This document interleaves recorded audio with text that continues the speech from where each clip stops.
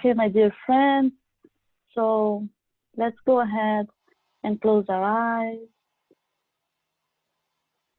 Let's take some deep breaths. Let's eliminate all the bad thoughts, all the bad energy that is accumulated in us right now. Let's bring in the good energy from our spiritual friends that are around us. Let's ask for their guidance. Let's thank them for their support. Thanking them for the opportunity to be here tonight, to learn about this such important topic, marriage, divorce. Let's hope that we can take some of these teachings to our everyday life, to help ourselves and to help the ones around us. And so be it.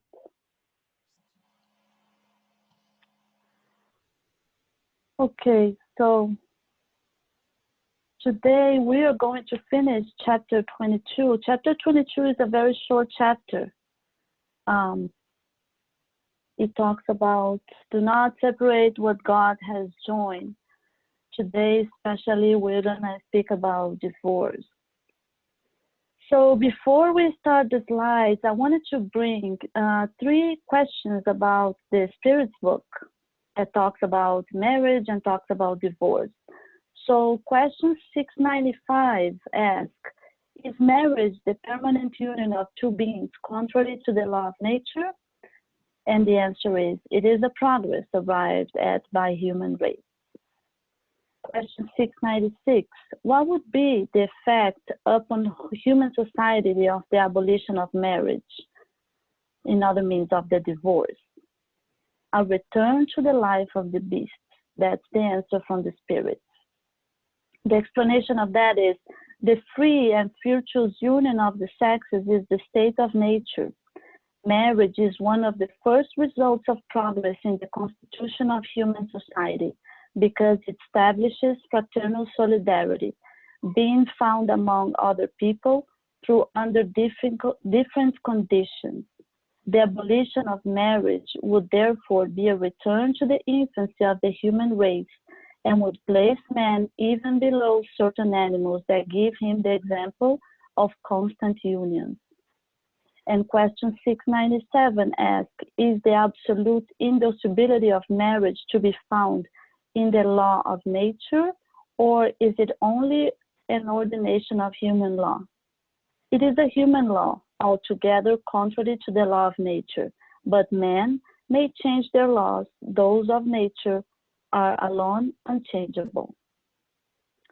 So going into this topic, we learned that the marriage, it is a very important step through our progress. Now, during this topic, we're going to learn when is divorce acceptable, why divorce happens, and why marriages are called rescues by Jesus, and in what solution can we apply the divorce. So, on Jesus' affirmation was, do not separate what God has joined. And the Pharisees' question was, but then why did Jesus command that the husband give his wife a letter of separation and divorce her? Now, a very important thing to remember is that the Pharisees, they did not want to learn with Jesus, but they wanted to challenge him. So in every single parable, when we see the questions about the Pharisees, it's always a challenge. So it's always a way to get the contrary of Jesus, or to actually try to make people back then understand that Jesus was wrong. But we all know that there was a reason for everything that he did. So Jesus' answer to that was, it was because of the hardness of your heart that Moses permitted you to divorce your wife. when he talks about the hardness of your heart, he's talking about selfishness. The ones that have a hardness of the heart is the one that do not think about the other person. It only thinks about itself. And we're also talking about a society in which women were devaluated. So that's why he's talking about the men that were divorcing the wives. I also declare to you that he who divorces his wife, except in the case of adultery, and marries another, commits adultery. And the one who marries the wife that another divorced also commits adultery. And we will go back a little bit of what he means with this. And what was talked about the indissolubility of marriage, so the divorce. Even Jesus did not consecrate it when he said, "It was because of the hardness of your heart that Moses permitted you to divorce your wife." At the beginning, it wasn't like that. And what did Jesus mean with that? According to Kardec, the meaning for that, it was that in the origin of humanity, when men were not perverted by egoism, pride, vanity, and ambition, but they lived according to God's law, unions were based on reciprocal sympathy. So, according to this, Jesus, when man lived by the God's law is mainly built by love and respect. The unions were based on love and respect. But that's why he meant in the beginning it wasn't like that. They didn't give a chance to repudiation. The repudiation was the law accepted by Jesus in case of adultery. It was a letter when a man found that the woman was committing adultery. A letter was given to that woman so she could not remarry anymore. The repudiation was a civil law admitted by Jesus in the case of adultery, establishing the prohibition of marrying the repudiated woman.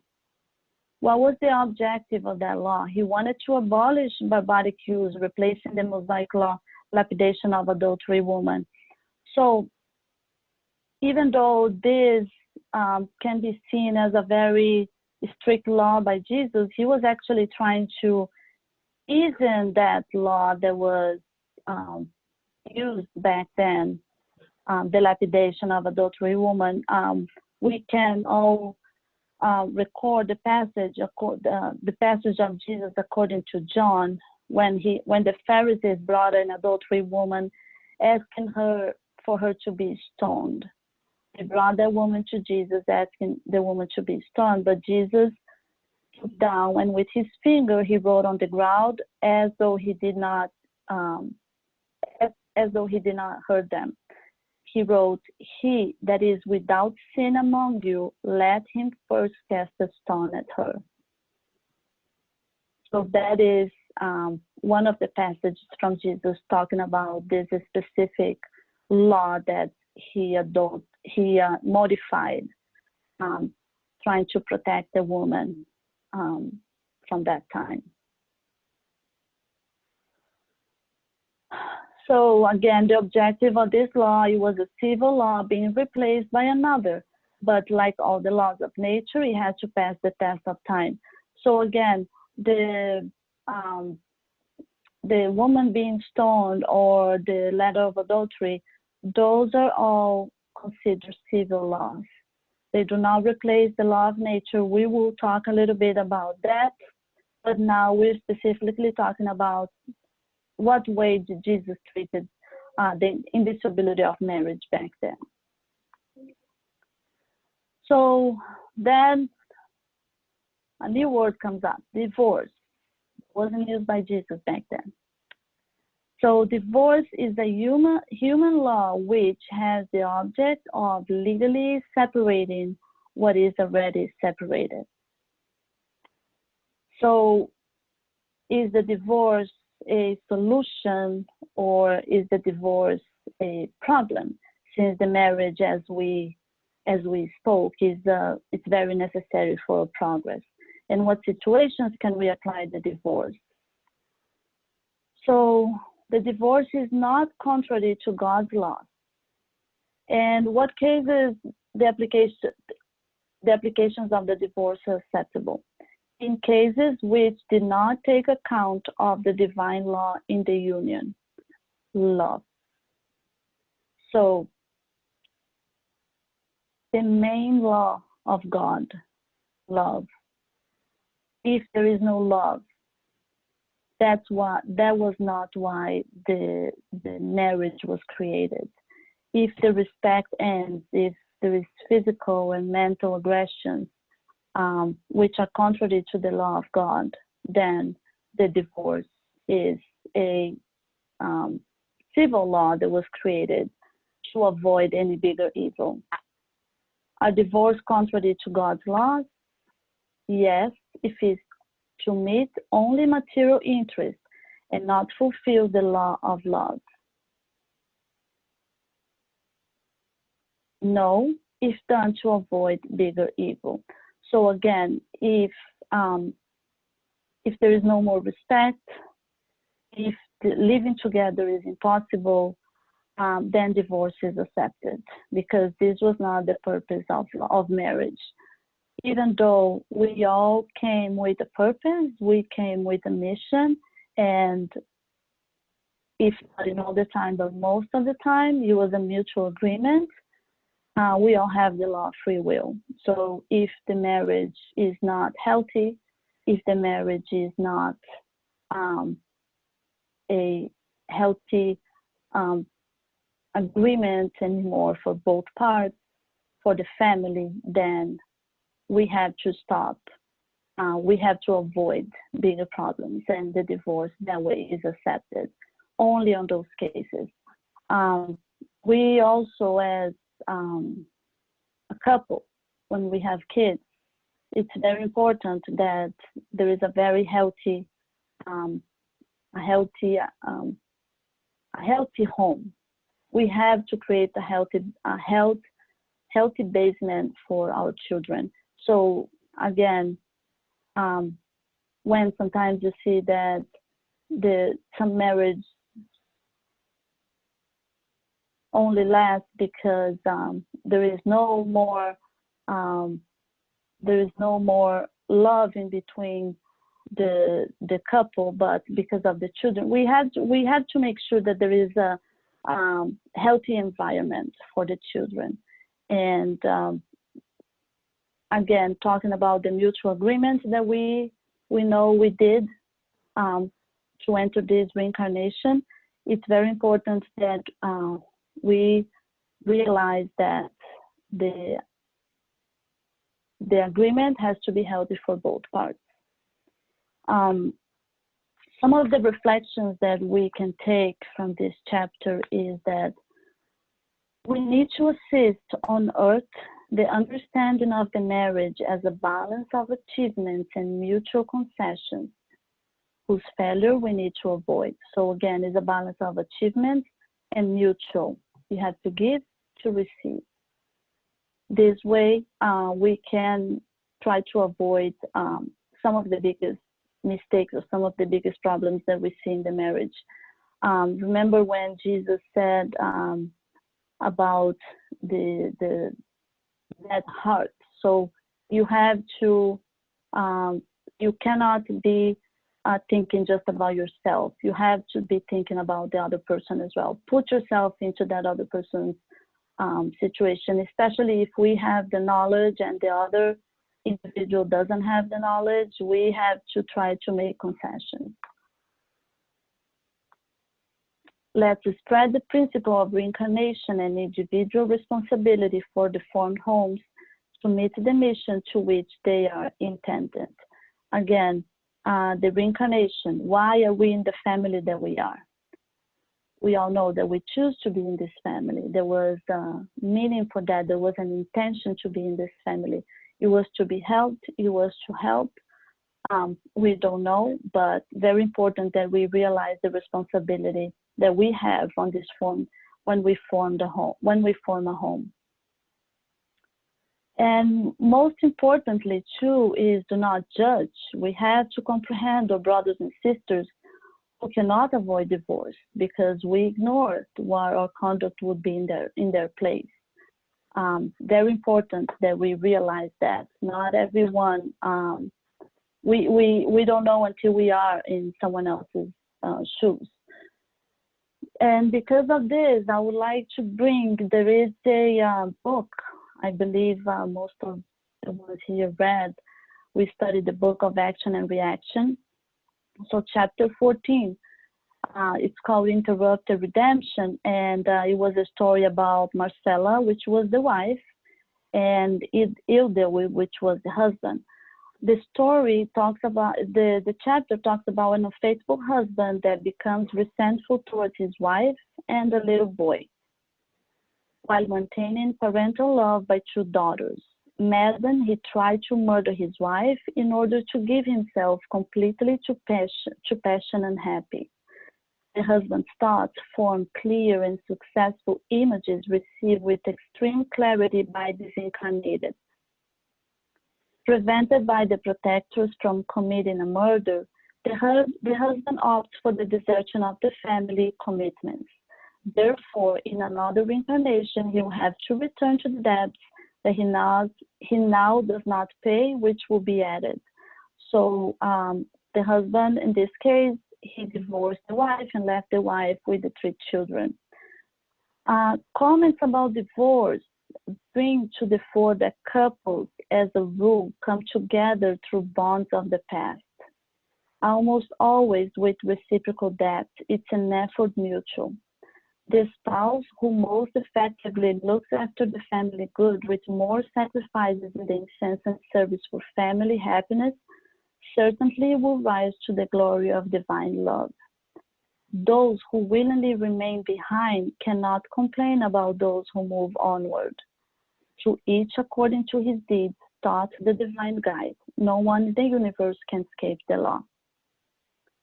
So the teachings on this chapter of the book Action and Reaction complement our lesson. They clarify that even though the family, the husband and the wife, is formed as a mutual agreement as part of this reincarnation, if there is a lack of commitment of one of the parts and the other individual presents himself at the end of this present reincarnation with a complete moral victory, in this case, the story, the wife, this individual is now definitely on its path towards the light.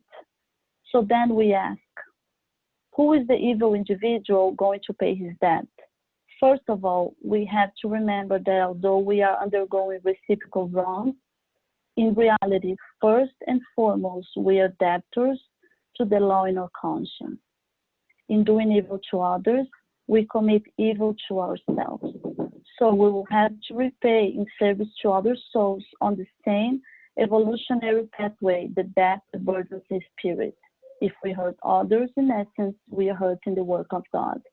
So I think this ends up our study tonight, saying that those individuals that came here with a journey together, sometimes a divorce or a separation happens, but if one of those individuals had fulfilled its journey here, had fulfilled whatever it came to fulfill, that doesn't necessarily mean that the other individual will have to repay to the same one, because we have to first remember that when we do bad to others, first of all, we do that to our own conscience. So these are the reflections that I have about this chapter. If anyone would like to say anything or make any comments about it, feel free to join in, or we will go ahead and do our final prayer.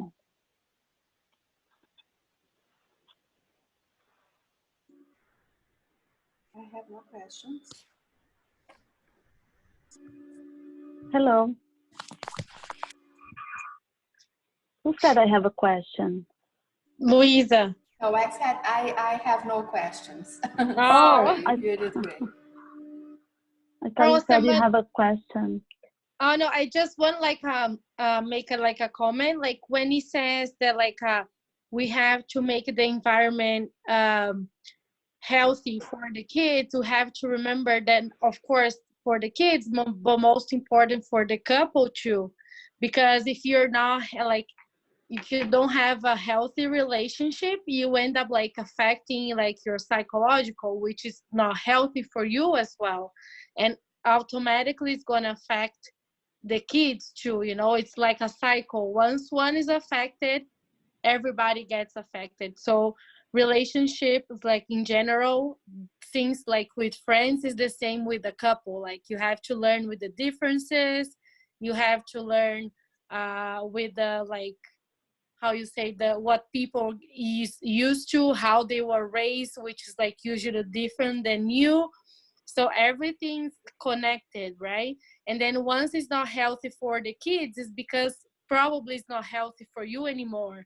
So it's any sin to get divorced, because nothing helps if everybody will be unhappy in a relationship. Because if you wait for that point that everybody's affected, even when you're divorced, it's when we see that couples that are divorced and the wife keeps bad mouthing the husband, the ex-husband, and vice versa. Most definitely, sometimes the healthier environment, it is the divorce. Yeah. And that's when the problem is, when you see families that just stay together because of society or because money or because, the children, but is that a healthy environment for the kids or for the family in general? Sometimes it is better. Yeah, it's better split than together but fighting all the time. It doesn't help anything. I think I'm disconnected from the meeting. Samantha? Am I? No, you're here. Well, I can hear you. Okay, because I can't see it anymore. But if you guys can hear me, it's good. Because I think my computer disconnected. Yeah, I can hear you Fine. too. Just, yes, your video is frozen. Well, now you don't have any picture anymore. Okay, I'm sorry. Anybody else wants to make any comment, or we're good? I think you're good. Okay. Good job. So let's go ahead, and I know you guys can't see me anymore, but let's go ahead and do our final prayer. Let's thank one more time our spiritual friends that are here with us, that are here learning such an important topic to help us become better human beings, to help our progress as spirits. Let's thank the opportunity to be together in this online section. Even though we're not physically together, we are all into the same goals, which is to enlighten ourselves, to continue our progress as spirits. Let's ask our spiritual friends to help us continue this path in such an important time that our humanity is going through, to give us clarity, to give us strength. Never forget the law of God, the law of love. And so be it.